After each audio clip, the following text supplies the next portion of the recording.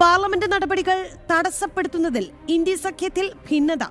സഖ്യ നേതാക്കൾ നാളെ യോഗം ചേരും. ഇന്ത്യ സഖ്യത്തിലെ മറ്റ് പാർട്ടികളുടെ അഭിപ്രായവും പരിഗണിക്കണമെന്നാണ് ആവശ്യം.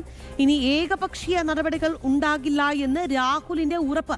വിവരങ്ങളുമായി ആദർശ് ചേരുകയാണ്. ആദർശ്, കഴിഞ്ഞ ദിവസങ്ങളിൽ നമ്മൾ കണ്ടതാണ്, അതായത് അവർ വരുന്നതേ പാർലമെന്റ് പ്രക്ഷുബ്ധമാക്കാൻ മാത്രമാണ്. കൃത്യമായ ഒരു ആരോഗ്യപരമായ ഒരു ചർച്ചയ്ക്ക് പോലും അവസരം വരുന്നില്ല.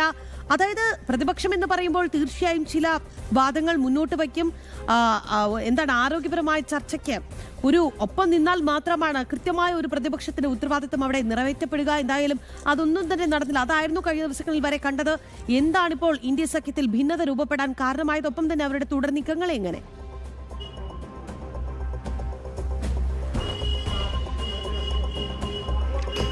രാഖി, ഈ പാർലമെന്റ് നടപടികൾ തുടർച്ചയായി തടസ്സപ്പെടുത്തുന്നത് തങ്ങൾക്ക് തിരിച്ചടിയായി മാറുവാൻ സാധ്യതയുണ്ട് എന്നുള്ള അഭിപ്രായമാണ് ഇന്ത്യ സഖ്യത്തിലെ ചില പാർട്ടികൾക്കിടയിൽ രൂപപ്പെട്ടിട്ടുള്ളത്. അതുകൊണ്ട് തന്നെയാണ് ഇന്ത്യ സഖ്യത്തിൻ്റെ യോഗം വിളിക്കുന്നതിന് കോൺഗ്രസ് തയ്യാറായത്. കാരണം സർക്കാരിനെ സംബന്ധിച്ചിടത്തോളം അവർ ഈ കോക്രോച്ച് ജനതാ പാർട്ടി ഉയർത്തിയ വിഷയത്തിൽ ചർച്ചയ്ക്ക് സന്നദ്ധമാകുന്ന ഒരു സമീപനമാണ് സ്വീകരിച്ചത്. മാത്രമല്ല, കോക്രോച്ച് ജനതാ പാർട്ടി തന്നെ തങ്ങളുടെ ആവശ്യങ്ങൾ കേന്ദ്ര സർക്കാർ അംഗീകരിച്ചു എന്ന് പറഞ്ഞുകൊണ്ട് അവർ സമരം അവസാനിപ്പിക്കുകയായിരുന്നു. അതുകൊണ്ട് തന്നെയാണ് ഇനിയും പാർലമെന്റ് നടപടികൾ തടസ്സപ്പെടുത്തുകയാണെങ്കിൽ അതൊരു പക്ഷേ സർക്കാരിന് ഗുണം കിട്ടുന്ന വിധത്തിൽ അത് രാഷ്ട്രീയപരമായി മാറുന്നതിനുള്ള സാധ്യതയുണ്ടെന്നാണ് ചില ഘടകകക്ഷി നേതാക്കൾ, പ്രത്യേകിച്ച് NCPയുടെയും മറ്റും നേതാക്കൾ കോൺഗ്രസ് നേതൃത്വത്തിന് മുന്നറിയിപ്പ് നൽകിയിരിക്കുന്നത്. പ്രധാനമന്ത്രിയുടെ വസതിയുടെ മുന്നിലടക്കം രാഹുൽ നടത്തിയ ആ സമരം ഘടകകക്ഷികളുമായി കൂടിയാലോചിച്ചിട്ട് അല്ല എന്നുള്ള ഒരു വിമർശനം നേരത്തെ ഇടത് പാർട്ടികളുടെ ഭാഗത്ത് നിന്ന് ഉയരുകയും ചെയ്തിരുന്നു. ഇടത് പാർട്ടികളാകട്ടെ ഈ കോക്രോച്ച് ജനതാ പാർട്ടിയുടെ സമരത്തിലടക്കം ആദ്യം ഇടപെട്ടത് തങ്ങളാണ്, തങ്ങളുടെ വിദ്യാർത്ഥി സംഘടനകളാണ് ഈ സമരത്തിൽ കൂടുതൽ ശക്തമായി ഇടപെട്ടത് എന്നുള്ള ഒരു അഭിപ്രായ പ്രകടനവും നടത്തുന്നുണ്ട്. ഇതിൽ നിന്നെല്ലാം ഇന്ത്യ സഖ്യത്തിലെ ഭിന്നതയാണ് പുറത്തു വരുന്നത്. അതുകൊണ്ട് തന്നെയാണ് മല്ലികാർജുൻ ഖാർഗെയുടെ വസതിയിൽ ഈ ഇന്ത്യ സഖ്യത്തിലെ നേതാക്കളുടെ ഒരു യോഗം അടിയന്തരമായി കോൺഗ്രസ് വിളിച്ചു ചേർത്തിരിക്കുന്നത്. ഈ യോഗത്തിന് ശേഷമായിരിക്കും ഒരുപക്ഷെ പാർലമെന്റിൽ സ്വീകരിക്കേണ്ട തന്ത്രങ്ങൾ സംബന്ധിച്ച് അന്തിമ രൂപം ഇന്ത്യ സഖ്യം നൽകുക. കാരണം തുടർച്ചയായി പാർലമെന്റ് നടപടികൾ തടസ്സപ്പെടുത്തുന്നതിനോട് ചില മുതിർന്ന നേതാക്കൾക്കടക്കം യോജിപ്പില്ല.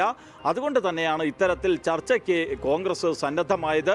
രാഹുൽ ഗാന്ധി പലപ്പോഴും ഈ ഒറ്റയ്ക്കുള്ള തീരുമാനങ്ങൾ എടുക്കുന്നു, ഏകപക്ഷീയമായ തീരുമാനങ്ങൾ എടുത്ത് അത് നടപ്പിലാക്കുന്ന രീതിയാണ്. ആ ഒരു ശൈലി രാഹുൽ മാറ്റണം എന്നുള്ള അഭിപ്രായവും നേരത്തെ ഘടകകക്ഷികളുടെ ഭാഗത്ത് നിന്ന് ഉയർന്നു വന്നിരുന്നു. ഈ പശ്ചാത്തലത്തിൽ കൂടിയാണ് ഇന്ത്യ സഖ്യത്തിലെ പ്രധാനപ്പെട്ട നേതാക്കളുടെ ഒരു അടിയന്തര യോഗം കോൺഗ്രസ് വിളിച്ചത്. കാരണം FCRA ബില്ലടക്കം പാർലമെന്റിൽ ചർച്ചയ്ക്ക് വരുന്ന ഒരു സാഹചര്യമുണ്ട്.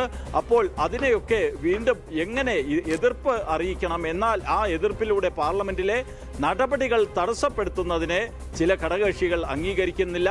അതുകൊണ്ട് തന്നെയാണ് യോഗം ചേർന്ന് യോഗത്തിലെടുക്കുന്ന ഭൂരിപക്ഷ അഭിപ്രായം അനുസരിച്ച് മുന്നോട്ട് പോകാം എന്നുള്ള ഒരു നിലപാട് കോൺഗ്രസ് സ്വീകരിക്കുന്നത്. ശരി ആദർശ, പാർലമെന്റ് നടപടികൾ തുടർച്ചയായി തടസ്സപ്പെടുന്ന ഒരു സാഹചര്യമുണ്ട്. ഈ വിഷയത്തിലാണ് ഇപ്പോൾ ഇന്ത്യ സഖ്യത്തിൽ ഭിന്നത രൂപപ്പെട്ടിരിക്കുന്നത്. സഖ്യ നേതാക്കൾ നാളെ യോഗം ചേരുന്നുണ്ട്. ഒപ്പം തന്നെ ഇന്ത്യ സഖ്യത്തിലെ മറ്റ് പാർട്ടികളുടെ അഭിപ്രായം പരിഗണിക്കണമെന്ന ആവശ്യം കൂടി ഉയരുമ്പോൾ ഇനി ഏകപക്ഷീയമായ നടപടികൾ ഉണ്ടാകില്ല എന്ന ഉറപ്പാണ് രാഹുൽ നൽകുന്നത്. ആദർശ് TS ആണ് വാർത്തയുടെ വിശദാംശങ്ങൾ നൽകിയത്.